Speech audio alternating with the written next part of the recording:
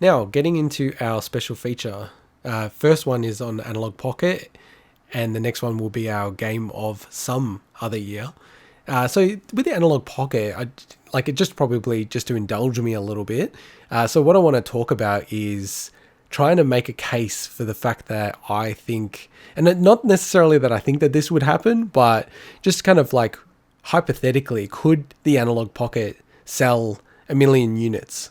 Now, we don't know how many were actually sold. Just devising from sort of crowdsourced data seems to be 10,000, 12,000 orders on their site, and anything from the minimum of 1 all the way up to 2 to 4, whatever that number is, and the max that you could buy per person purchase. It's probably of the order of 15,000 units that were sold out within 8 minutes. And I think if you heard our segment earlier, Sweeney did make the good point that it probably would have sold out a lot quicker if the Shopify system worked a little bit better. Because for me, it actually legitimately took me a bit of time to just get through it and, actually waiting for that shipping to pop. So I was actually thinking about this at the time after it sold out and just thinking through, how would you even work out, how many people would buy it? Because, just listening to people talk about the Pocket and, wanting to buy it but not getting it, there actually, a lot of people have just viewed it as a product that you could just buy anytime. So you had to pre-order it, but essentially it's a make to pre-order. So however many pre-orders they get, at some stage they'll say they're going to close a pre-order and then they'll go off and make that many units, which is not what Analogue has historically done. But, I can understand why this is why people would think about it. So where I got to was thinking about what are other big products out there that people kind of think about as a product that they can order that is a big pre-order that has a lot of sort of, delay in when it's going to come out. But, maybe there's a bit of data out there for it. And what I stumbled on was the Tesla Cybertruck. Now, with the Tesla Cybertruck, similar in terms of, highly popular, people are really interested in it. And then they also had a very early pre-order with a long shipping date. So then I'm like, okay, well, how do I get more information? Because Elon Musk did publish, how many were sold and, how many people bought. But then I stumbled on, there's actually a crowdsourced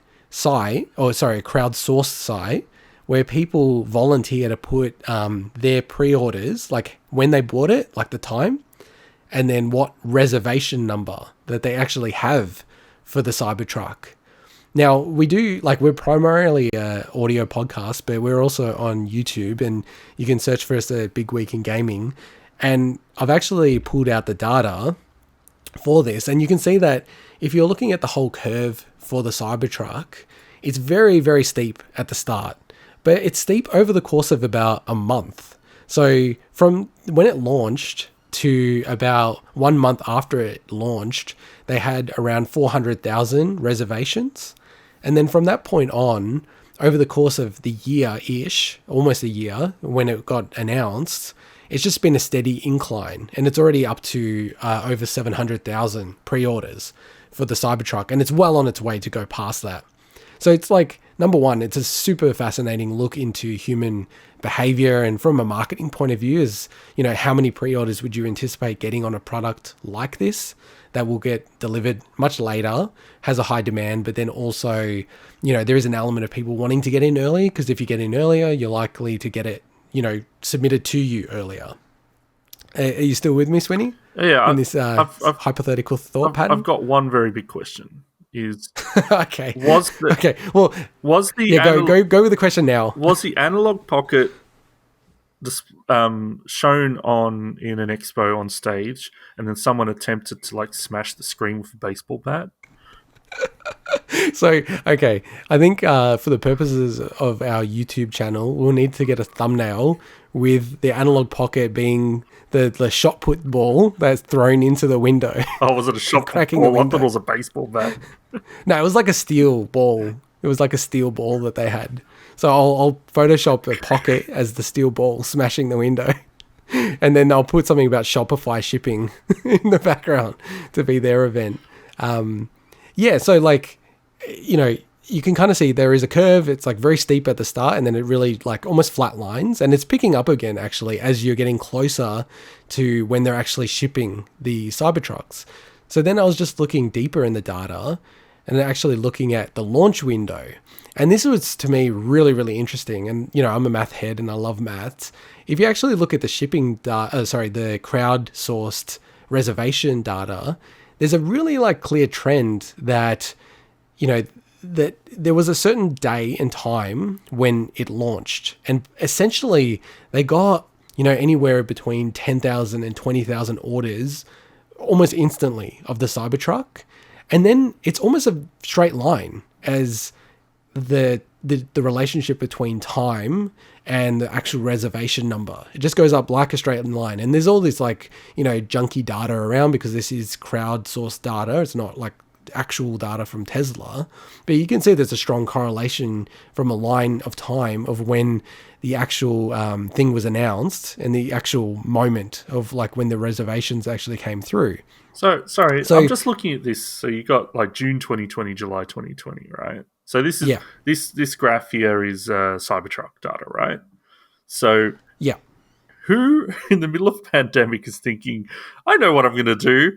I'm going to pre-order or reserve a Cybertruck in the middle of the pandemic. It's just like one of the weirdest things to me to like prioritize at that point. Like, wouldn't you?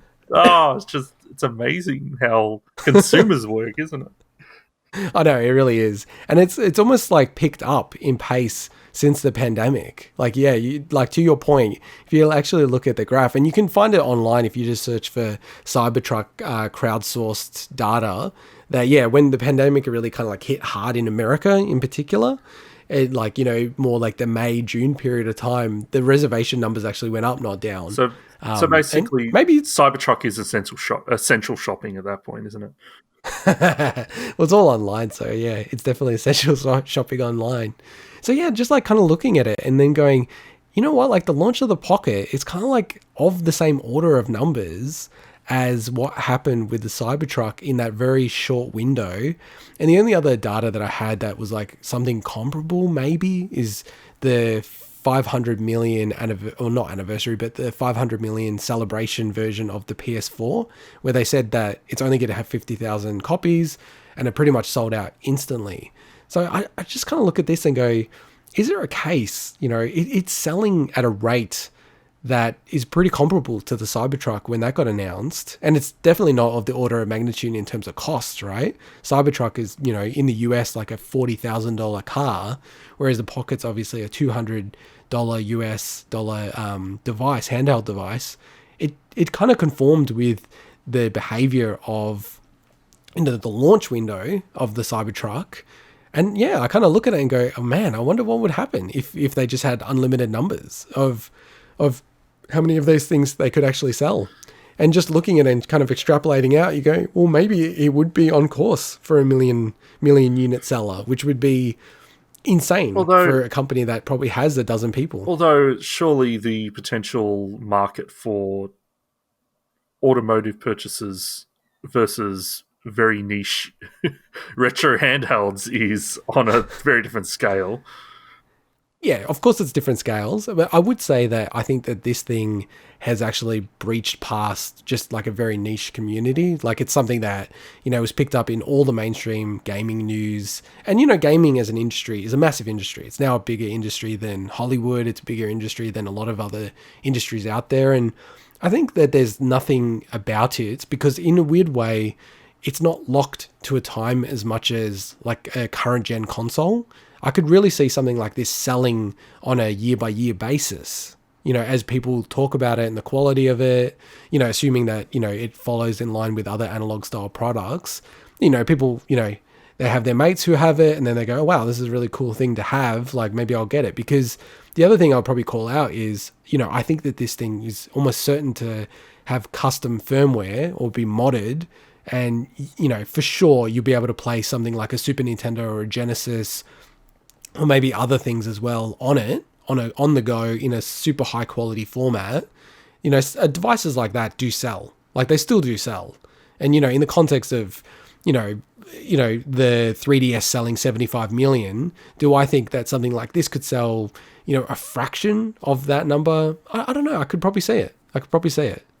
Now I'm going out on a limb and trying to push a hypothetical, but to me, yeah, it's just interesting to see how much could it potentially have sold versus how much it actually did sell, which seems to be of the order of about 15,000 units. My favorite thing about this is that you put together all this awesome these charts and numbers, and my favorite thing is the fact that you use the podcast font for the access title and coloured things along with our colours.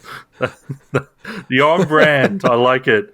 Yeah, it's very, very minor work with that. I should try to spend more time to make it actually much more interactive. But we are a predominantly audio podcast, so I don't want to go too far down that realm.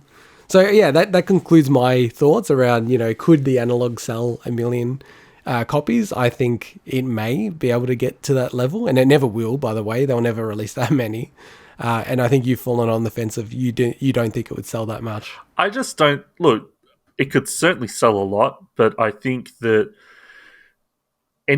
after you get past the first couple of 100,000, I think anyone that super wanted one's probably got one at that point. And I think the thing as well is that they're obviously targeting very different type of consumers, but if Nintendo does turn around at some point and release a Game Boy Classic, or something along those lines, I think that someone like myself that's not I'm not an enthusiast in that regard. I'd probably be like, oh, actually, well, that's $120. It has the 20 games that I want to play the most on it. I'll just pick one of those up, kind of thing. So obviously that we don't know if that's ever going to happen. If it's ever going to happen, it probably wouldn't happen for another couple of years. But that's something that I think that, if this was a product they wanted to sell for a few more years, as soon as you start introducing something like that, then I think you'll start to see some of the interest drop down a little bit. But it is serving very different audiences, I understand that. This is such a cool thing that you've just said. So let's imagine this. And, let's be real. Nintendo is a company that does things that you'd never predict or never expect. Imagine if they did a collaboration and released the Nintendo Analogue Pocket and actually branded the Pocket with Nintendo branding, included, a dozen games, had all the functionality of a Pocket, and sold it. How many would you think would sell then? Oh, yeah, that would be huge. But there's nothing about it that would say they wouldn't do that. Oh, true. I know Nintendo's a lot more open to working with independent developers in recent years. Like, say, look at Cadence of Hyrule and stuff like that. But from a hardware standpoint, they've usually generally worked with big mobs like Panasonic and Sony and things like that. So that's the only thing there. But it would be awesome. Don't get me wrong. It'd be great to have. Well, you've heard it. You've heard it here first. when this happens, we'll point back to this podcast as originating the idea. And I'm really interested to hear what people think about this, like whether they think that I'm crazy, and I am being a bit facetious around the numbers. I don't probably think it would sell 1 million, but I do think it's something that would sell 100,000 units comfortably. I don't imagine that'd be a lot higher than what they would have expected it was going to sell. And it would be also interesting if people feel like there's other ways to look at the numbers and then also, arrive at maybe different conclusions, or, something that is, much more comparable and has more public information.